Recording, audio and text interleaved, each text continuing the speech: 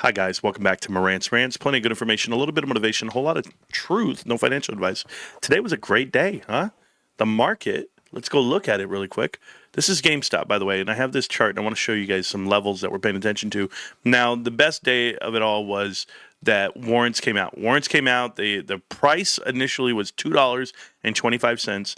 They were up over 40%. I know some people sold, some people took some profits on them. We'll know more about this market coming up. But if I look at the 5 minute, just straight across, you saw a kick down at the end of the day. Maybe somebody was trying to hold on for the day, seeing what they were worth. They found a little pick me up in the after hours. They're at $3.41. Me personally, this is a no risk factor for me. I'll definitely be hanging on to them for the next 6 months, 8 months, 9 months. And I'll still also be buying warrants. I know a lot of people are buying warrants, especially if you're bullish on the stock itself. But there's still a lot to learn about the GameStop warrant. And then, of course, if you want to exercise, get ready. Get ready for a run all the way to 32 and past that point. So I'm excited for GameStop to make the announcements they're making, to deploy capital, and to allow us to partake in this beautiful investment. But let's talk about the stock itself. So this is GameStop. The stock derives a lot of value from the underlying asset, which would be Pokemon cards. No, I try to tell people PSA graded cards. I saw PSA started announcing that you can join powerpacks.com, but they were actually advertising on their website and their mailer. They sent out an email to everyone, which was pretty cool. This is going to be the 5 minute chart for GameStop. You can see it here just arc up and then come right back down to where it was. The 30 minute chart looks like it actually has some incline of increase here. If you're not familiar, it looks like it's going to have this trend, something north of here. So it's walking up. We'll see how it goes. You can even move this up a little bit and keep it going track-wise, depending on what's before hours and after hours, but still moving in an upward direction, right? Up and to the right type style. If you actually look at the 1 hour chart, there's still some support lines here that you're holding. I know that these are not, the actual MA here. Those moving averages are not the ones that I pay attention to so much. I'll show you the 4 hour just so that we're clear. Back it out in the 4. This is the true life and death of the stock. The stock ran above the 50-day moving average. There was a 200 right here, and I say 50, but it's actually not day, but it's the 50, the 200, and the 500 on the 4 hour. And so you see it found its support here on the 500, bounced. The resistance is the 2, and we'll see if we can break out past this point within the next couple of days, is what I see. But we're still holding the bottom trend line here. This bottom trend line is actually derived from this mark right here. This is your daily. On the daily, we've held up 1, 2, 3, 4, 5, 6, 7, 8, 9, 10. We've had so many checks on this purple line that's a little thicker than most. That's the walk up. If you actually look at the bullish pennant that we're in right now, we're in this bullish pennant here.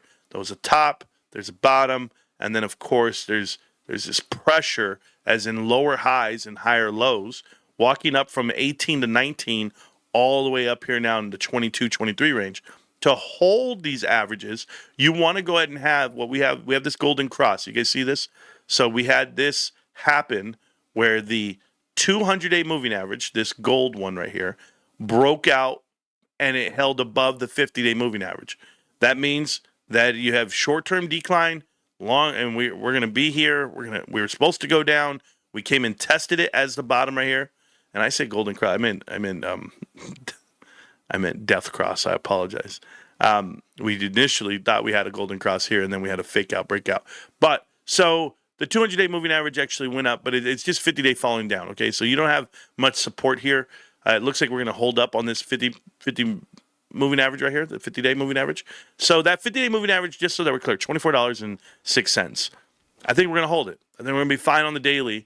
And then I think we're going to go flirt back up with the 25.77.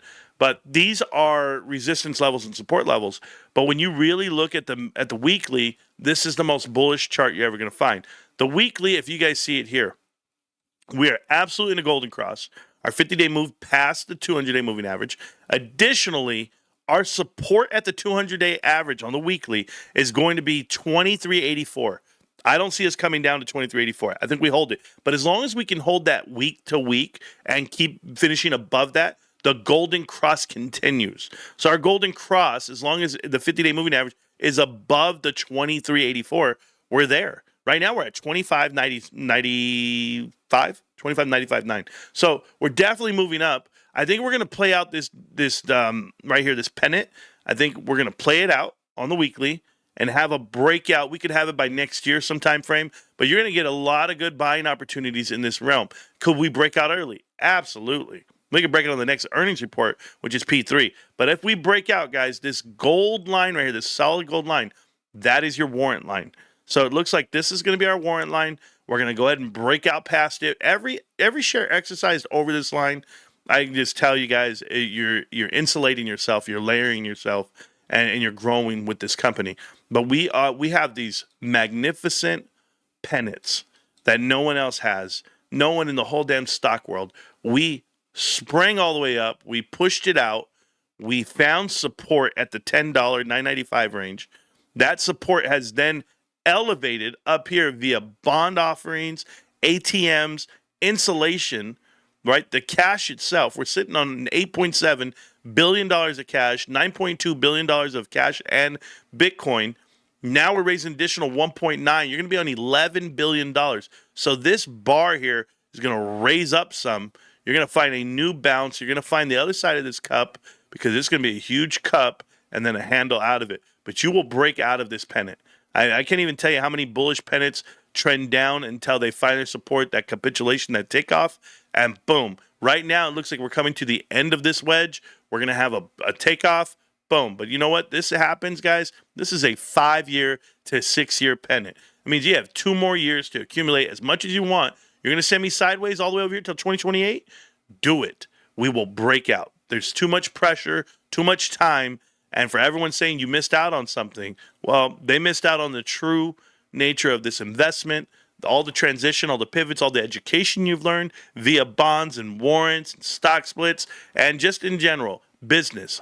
You guys know balance sheets. You guys know why Ryan Cohen's doing what he's doing. And I love to see a company transition and pivot and do a complete turnaround, and everybody got it wrong. Except for the viewers of this show and everyone else on the internet that watches GameStop, can't stop, won't stop, GameStop. We're all going to be here tomorrow, millionaires. I'll see you around. That was the update. We're amazing. We're going to the moon. I'm buying more warrants. I'm buying more shares. I'll see you tomorrow soon. Bye.